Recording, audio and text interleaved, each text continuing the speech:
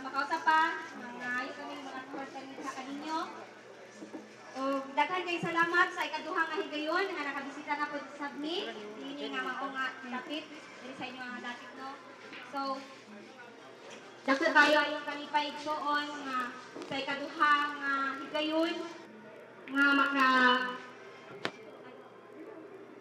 maka-share na po ninyo igsoon diha sa mao nga pulong. Kaya nagayon din ha igsoon sa Mateo 4:4 nga ang tawo dili mabuhi sa maong pagkaon lamang kundi sa matag pulong usab nga gikan sa Dios. Igsoon ang atong physical nga bahin kani atong lawas sa kinahanglan pagkaon sama sa sa luto igsoon. Apan ang atong kalag ang atong espiritu nagkinahanglan sa siya o pagkaon igsoon. Kung mao niya nga among pagadaton karon pulong sa Ginoo nga mao makapahatag paglahaon sa mata sa kanino. Siguro yung kanon mo naamo niini nga mga area wala may kagawasan. No, diha sa Ginoo wala distansya igsoon. Makasbaki pwede ka nga makigsulti, pwede ka nga communicate diha sa Ginoo igsoon bisan naa kami nga mga dapit. Apan sa dili kami magsugod mga igsoon mag-ampo sa Hallelujah. Praise God. Amahan ug balaan ang mga Dios sa makasapamahan ug pasalamat kami kanimo ning matahong kahaponon sa imong pagkamaayo sa matag sa kanamo Lord. Salamat ning maong tuig 2017 Lord God. Hallelujah. Nahangtod karon gibuhi kami ning Ginoo. Salamat sa hangin nga among giginhawa. Salamat Ginoo sa pagkaon nga among ginakaon. Ug salamat o Dios. Hallelujah. Bisan pa man sa anindot kayo nga kinabuhi nga among na-enjoy sa matag oras sa matag adlaw sa among kinabuhi. Lord, kung wala ikaw sa among mga kinabuhi, wala dili kami man. Ngayon nang gibrief po ya. Diha kanimo Lord makalaak kami. Kung diha kanimo Lord, adunay kasigunuhan among kinabuhi. Busamahan ni matahong nga kahaponon Lord, among gipasidunggan ug ginapasigarbo ang imong balaan ng kagamahanan ni mga ngalan. Ikaw ang Dios nga tag-iya sa among kinabuhi. Ikaw ang Dios nga maoy comfort sa among kinabuhi. Busamahan diha kanimo, diha lamang kanimo kami magadepende o Dios. Kung bisan pa man ni mga katawhan na ani karon Lord, wala kami nasayod kung nakakila sa ilahang matapusa Lord God. Ikaw lamang o Dios ang nasayod Ginoo sa matapusa nila ka kinabuhi karon Ginoo. Lord God, bisan pa man sa among pagbisita karon Lord God, hallelujah, among ipangayo ang balang spirito Dios na may magatandog magapuhit sa matapusa kang mga kasing-kasing. Kung aduna may nawala ng paglaom, Lord, we pray to you God. Nga din ikaw maghahatag og paglaom Dios. Nga samtang buhi pa kami Ginoo, aduna pa kami paglaom. Aduna pa kami Ginoo transform. Because every day is a new day to start a new beginning. Salamat Amahan. Hallelujah. Nga sa kanunay naghahatag ka namin chance sa Lord God. Nga di magsuyat lahat kanino Lord God. Kung kinintanan o Diyos at kinintanan ng mga pag-ampo, mga paghangyo, ang pinagtugian, diha lamang kanino. Sa mga igsoon, bilay na ni maglangan pa igsoon. Hallelujah. Ang among halipay igsoon nga maka-share diha kanino karon og pagkaon sa inyong espirituhan nga bahin. Kay kung kinsa man katulungan ang paglaom, no. Samtang buhi ka ang tao igsoon, samtang ang tao aduna kay ginhawa, aduna pa siya paglaom sa iyang kinabuhi. Every day is a new day to start a new beginning. So, magtutabo ka na nga ang atong mga mata. So, nagpasabot, nagbuhi pa ka. Nagpasabot na sa imong kinabuhi, pasalamati ang tagiyang ini. So, klaro kayo igsoon nga ang tagiyas ng kinabuhi, dili kita. Kaya kung kita pa igsoon, kita ang tagiyas hangin. Nanong matagnawaman ta, tungod sa hangin. Ang hangin ba atong makita? Dili. Apan ang atong nabating na naay hangin. So, ingon ni Ana sa ang Ginoo igsoon. Wala nato nakita ang Ginoo sa atong mga mata. Dili nato siya mahikap sa atong mga kamot. Apan, there is the existence of God. Ug mao pa na igsoon ang dako nga kamasuuran na naa ang Dios igsoon. Ug sa Ginoo wala imposible igsoon. So igsoon, hallelujah. Ni matong kahaponon akong ihatag sa itong bilag. Mayong hapon sa tanan. Nagani ang among ikaduhang pagbalik ni ining Mount Dapit igsoon. Pinili kamo nakailan na namo ang uban wala ninyo ma-enjoy ang among ubang kauban. So among mga among kalimay na nakabalik na nakita na usab ang inyong matag-usab. O ninig mo ako na nagsaan, hindi mo ito maglangan, sa magkay, Salamat. mga tumuras, guluhan kayo. Nito sa ika-27 din, no? Bagong tuig, bagong kinabuhi. So, sa matagusan ka na ito, sa matagtao na inigsunod sa bagong tuig, doon tayo ginawa mga pagpakitsaan sa Ginoo. Tingali ka mo, ano na may pagkitsaan sa Ginoo? Gusto mo mag-usap? Gusto mo magdago?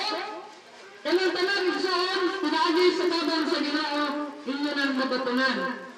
Dugay na nga nag-ministry sa Pisunod, Usanis, yabot ni sa lain na lugar, o gani din nga natin sa nag-ministry ko ng batita, doon ay usang nagagawas, nga lang po siya kipilado, nga nagtuo siya na sa iyong kaso, wala na siya ay kasulbaran.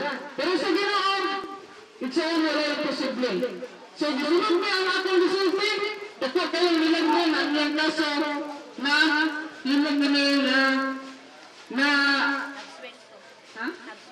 na-absulto siya. So, nasimba siya dito sa aming simbahan, nagpasalamat siya sa Ginoo, tulad kay wala, damhan niya na makagawa siya. Buntag sa iyo, niadto sa aming balay, yung kinsa man ka ako itong pinariso, nagidawat na ko ang Ginoo, kung nagitagaan ko sa Ginoo ang milagro, nakagawas ko. Nga akong ginong pakigsaat sa Ginoo, na magpasalamat ko, kung nami ako sa imong balay. Iksoon, ini bang gipahugan ang milagro? Tingali mo ibang mga asibutante na karoon ang akong kaso na ang gintli. Pagyakon ka. Iksoon, tingali ang inyong gipahugan ang doon na rin, kung inyong nang ginahuna na dili na gintli na tagawas aning dapita. Iksoon, wala imposible diya sa Ginoo, tungod kay ang milagro, amo nang nasulatian sa matag adlaw iksoon. Isang gani, at kung miaging mga adlaw, miaging na simana, ako, nakarumis ko sa milagro, gibuhat sa Ginoo. Ang akong ginikanan na sa tandalanan karon, o naa siya lukaya ko kanong kompetasyon sa iya na panlawas. Ino ang doktor, kritikal ang kalamtan sa iyong ginahan, kaya kami niya inaanagin siya. Matapos na kami, iksoon kami, nangayon sa Ginoo ang milagro. Ang among ginahan sa 23 na, dahil naduranahan, lisod na gyud na makasurvive ka. Pero meron kayo nag-tuon sa Ginoo, nagbuwi ang Ginoo na among gisimba niya nagaran ang milagro ang nakita. No? Na ano sa Ginoo pag nag-lisod na sa Ginoo. Pero pag human ang mundo, iksoon sa diya na nagdalit o namaskog ang iyong panlawas. Nag-apasa sa inyong Ginoo pagkataon-taon.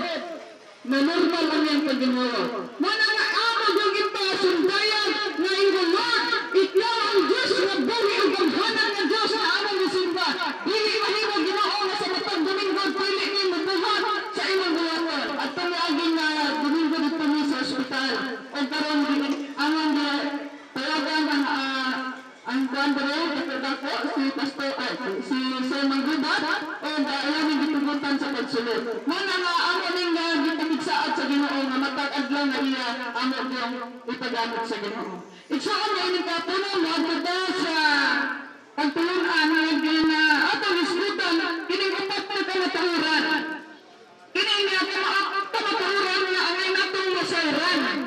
Iksoon magran kayo sa mga tao nga ang ilang kinabuhi, gigugulan diha sa pagtrabaho, gigugulan diha sa pagkaon, matawa, mamaho, maniud kong palihamon. Maulang mo na iksoon ang kanulugan ng ang tao na nagbuhi sa kalibutan. Iksoon, dili mo na ang katuluhan nganong ang tao ni sa kalibutan. At yun ay upat ka kamatuoran na atong hisgutan karon. Unang kamatuoran igsuon, ikaw gibuhat sa Dios sa iyang kaugalingong dagway aron magkinabuhi diha sa pagpamadaugon o sa gugma. Igsuon sa Genesis 1:27, mo kanay gingon, gibuhat sa Dios ang tao sa iyang kaugalingon na dagway kay may katuyuan ang Dios sa tao. Wala mo na ang tao aron dili mahimong kapuslan. Sama sa usa ka botelya. Ang botelya gibuhat aron mahimong kasudlan og mga soft drinks. Mausab sa kana ang tao igsuon.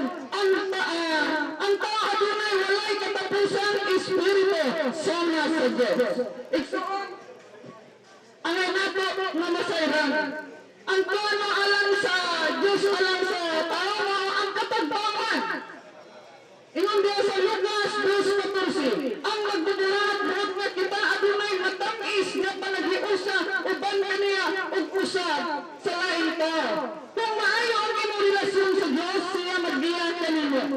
So, igsoon, may katuyuhan sa Dios nga ang tao makabaton og katagbawan. Apan dili ang tanan nakasinati sa gugma sa Dios ug sa iyang paggiya sa iyang ginabuhi. Nga naman igsuon,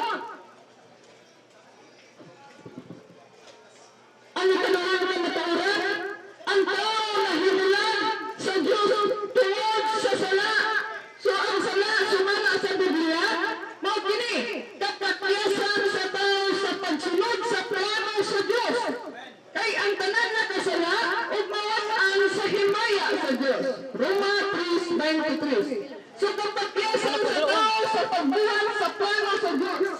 Ingon diya sa Juan 14:15. Kung kamo ay gugma kanako, magsunda ako.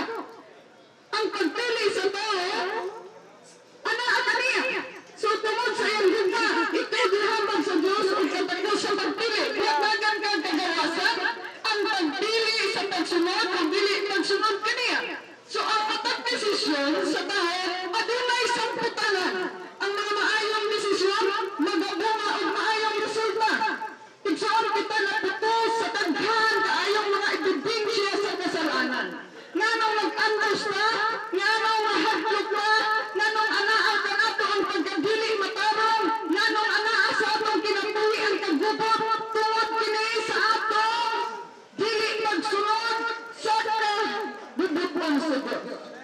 Sa atong kasuluran, anaa nato ang kahaw-an, anaa nato ang kahadlok, anaa nato ang kamingaw. Igsuon, tungod sa sala. Ang Biblia nag-ingon nga kita na hinulan gikan sa kinabuhi sa Diyos. Kagay piso po po siugso. So kini usab nagapakita sa atong espirituhan ang kahinutan nga patay kita sa kalatasan ug mga kasalanan. Igsuon, adunay tubag niining tanan. Ang ikatulong na maturan, si Jesucristo na ay tubag sa Diyos alang sa sala ug sa pagpahimulag sa tao. Igsuon, sa duhang mamatay si Jesus sa Diyos, libaran gikan sa lugnanan, iyang gibayaran ang utang nato sa kasalanan. Iyang gipasipuli ang tao ngadto sa Diyos. Ang iyang kamatayon ug pagkabanhaw nakahatag kanato og pantang kinabuhi sa tanan. So, unang Petro 3:18, si Kristo namatay sa matausa alang sa tanan tungod sa mga sala aron kita nga iya madalong adto sa Dios. Igsuon, si Jesus kabanhaw gikan sa pagkamatay. Mao na sa nag-ingon sa unang mga taga-Corintios 15:3-16. Si Kristo namatay tungod sa atong mga sala nga siya gilubong nga siya nabanhaw sa ikatulong na adlaw sumala sa kasulatan. Nagpakita siya ngadto kang Pedro ug ngadto sa 12. Unya sa usa kay gayon nagpakita siya ngadto sa lapin sa 5 kagatusta mga igsuon. So igsuon siya ang siyang anggalan. Ingon diya Juan 14:6, ako mao ang dalan, ang kamatuoran ug ang kinabuhi. Walay makaadto sa amahan kun dili pinaagi kanako. O igsuon, ikaw adunay usa ka katungdanan.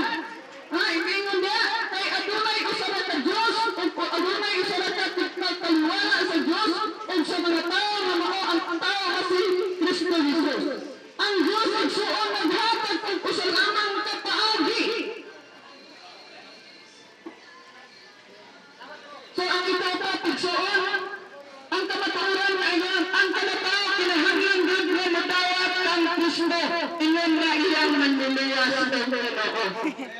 Juan 1:12, apan sa tanan ni Daud kaniya sa tanan nituo sa iyang ngalan, kanila nagahatag siya nagahom sa pagpahim na hinong mga anak sa Diyos.